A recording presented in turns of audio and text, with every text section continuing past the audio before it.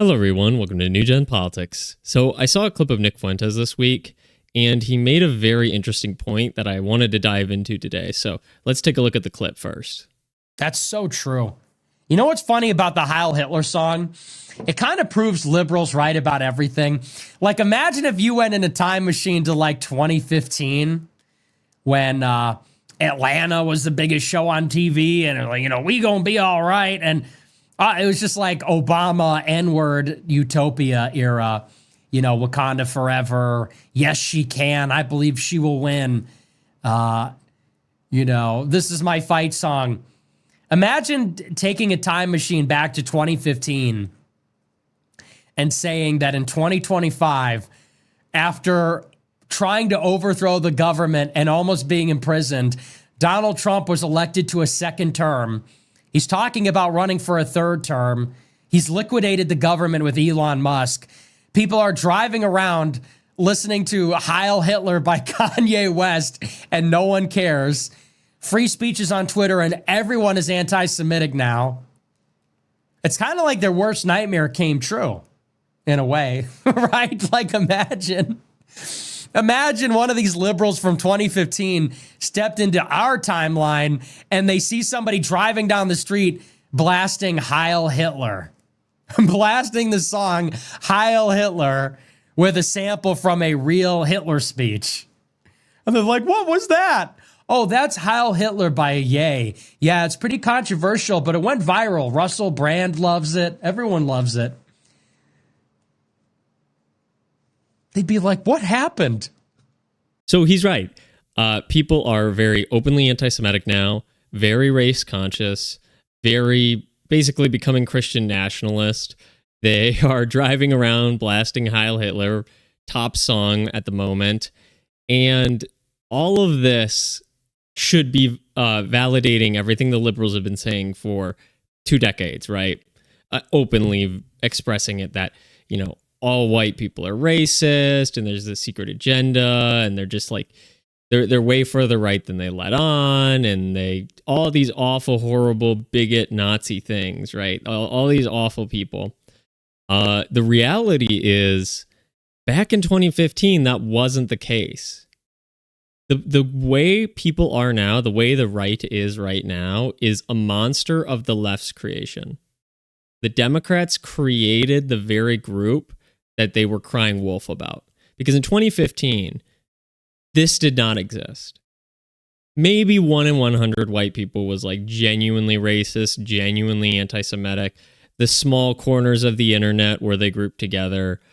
But when the media took that and ran with it, they created this fear factor, or so they could lock everything down.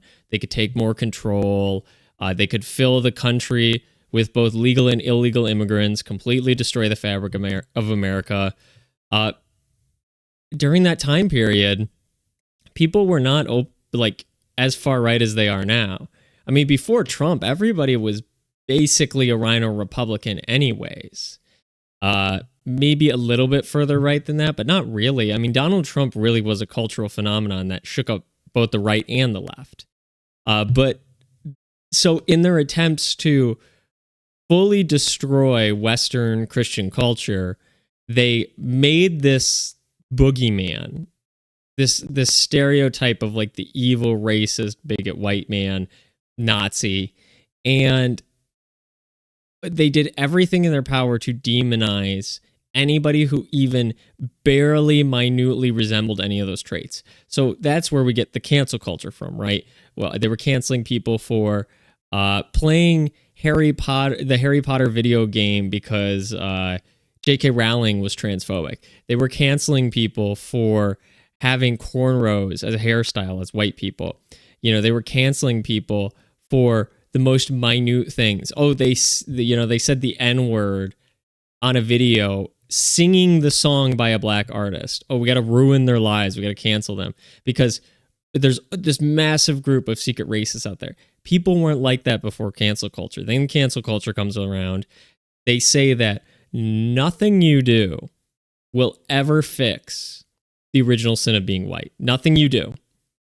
And after years and years and years of saying that, a lot of the young white people, specifically men, said, if there's nothing I can do about being a racist, anti-Semitic, transphobe, homophobe, if I'm just innately evil, there's nothing I can do, then why am I even trying? And if I'm going to exist in the state anyways, I at least don't want to be called it. So maybe I don't want to be around you people because you seem to hate me, and I don't think I've done anything wrong. And so that's when you got Trump. That's when you got the ire of the conservative, ever growing further right part of the Republican Party.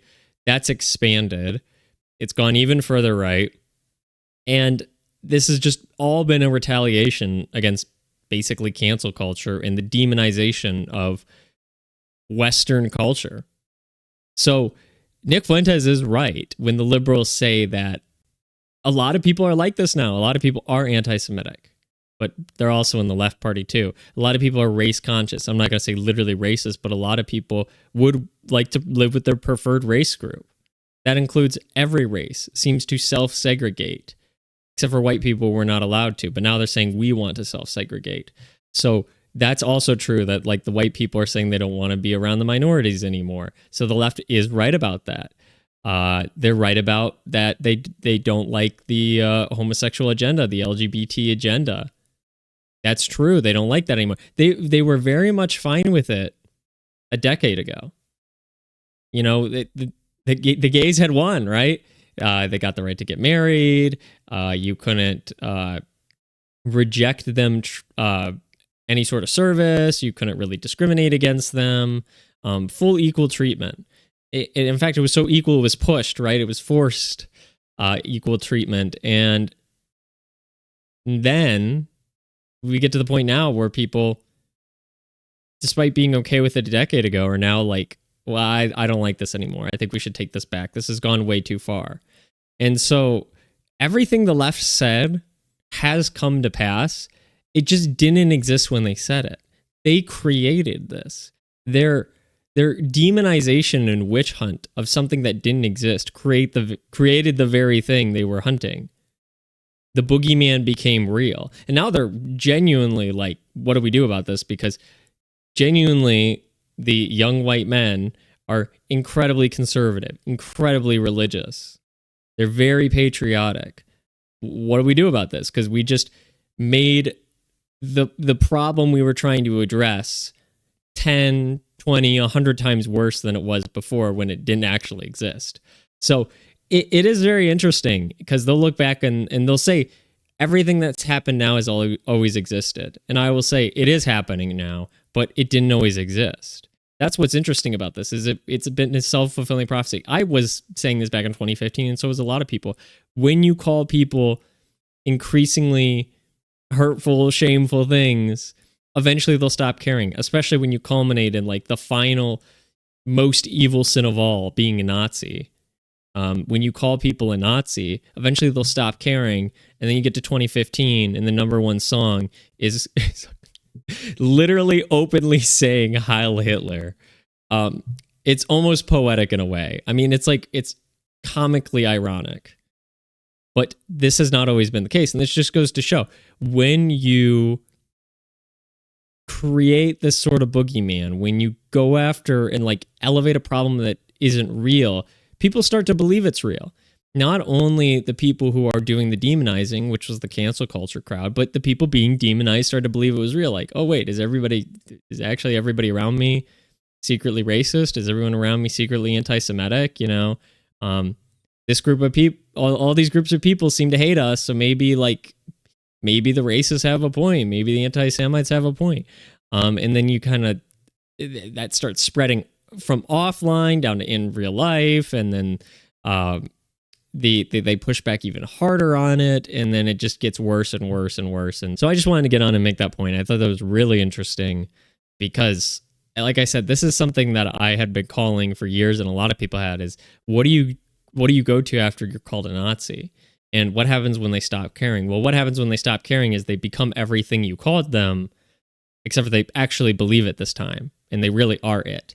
But now the left doesn't know what to do about that, because they were so used to fighting an invisible enemy. When it turned out to be real, they really, really don't know how to handle that situation. And every attempt they make to shut it down makes it worse because it validates everything, right? Oh, well, we need to censor speech from white people. We need to, because look at places like England, which is 10 years ahead of us politically or more. We need to ban prayer outside. You can't pray outside an abortion clinic. You can't wave the English flag in certain areas. We're going to implement Sharia law. You can't discriminate against people, even verbally. You can't say that you don't like the migrants.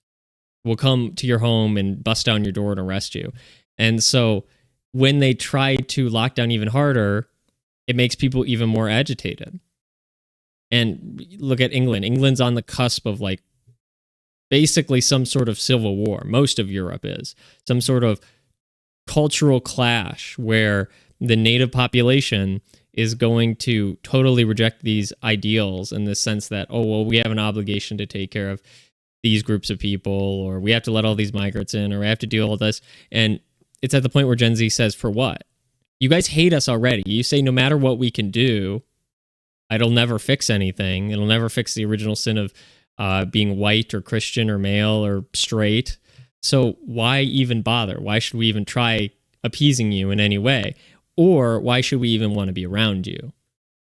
And that's going to lead to very, very extreme cultural shift. And I think we're seeing that now. And at the moment, it's only online still. But I mean, it's very commonplace. It's on like Twitter. You see these things trending. You see like the Shion Hendrickson thing versus the Carmelo Anthony thing. That's like a key indicator. If you read those comments, that like both groups of people don't really want to be around each other anymore, and the growing tension there. And that's not just with race. It's with race, religion, country, nationality, culture. So all of these things are coming to a head, but I thought Nick Fuentes made an interesting point with that, where he kind of laid everything out. It's like, yeah, if you told somebody in 2015 this was going to happen, they would be, they'd be losing their minds. They would say that, see, I told you so. But I think it's important to get it right that this is something the left created by their actions. They made the monster real that they made up in their heads. So I think that's important to look back and understand, because if we don't, then the same kind of mistakes are going to continue to happen. Like, don't make up things. Don't, pursue an enemy that doesn't exist. Don't call somebody evil every day of their entire life and expect them not to start to detest you and then accept everything you say about them and want to do that because they say, you're the one who hates me. So shouldn't I want to be everything you hate? Shouldn't I want to be your adversary in any way I can? But they just don't quite seem to understand the logic there, how this has happened. That's the most surprising thing. They have no idea how this happened. They seem to not get it. They always ask the question, why are young men becoming conservative? Why is the church growing? Why was Donald Trump elected again? Why do people want him to run for a third term? Isn't that insane? And it's just like, because they're sick of everything you have to say.